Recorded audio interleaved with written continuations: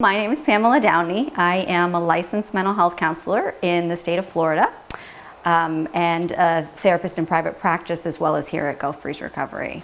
Something that we sometimes utilize based on the appropriateness of each individual client, and that's the body scan. So the body keeps the score. So even if we can't figure out in our head why something is upsetting or traumatic, the body is having a response. We check in with the body once we've desensitized the relevant event, allowing that apparatus, that mechanism, that ability to feel in our body what's happening for us in a way that may be unspoken.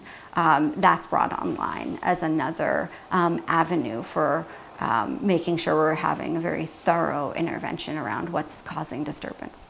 Phase 7 is that closure phase, which again happens at the end of every session, but also it's a time for reflection. It's a time for them being able to sort of gain some insight into the experience they had, to be able to share what it's like to walk through that experience with their therapist. Reevaluation is where we look at what we've come to understand about the client so far. They look at what they've come to understand about themselves so far, and they take a real-time look, introspective look, with the assistance of their therapist at how their present-day experience is being impacted by the recognitions and insights, connections being made therapeutically.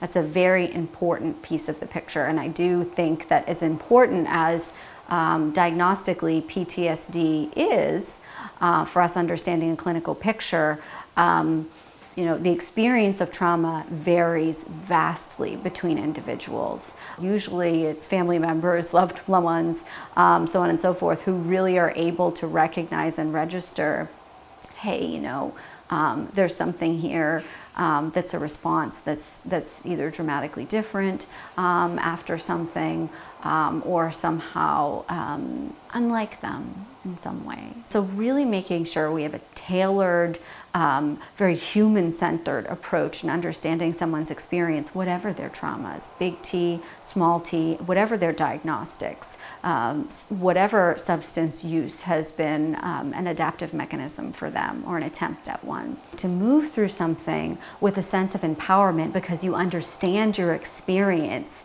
is beyond value.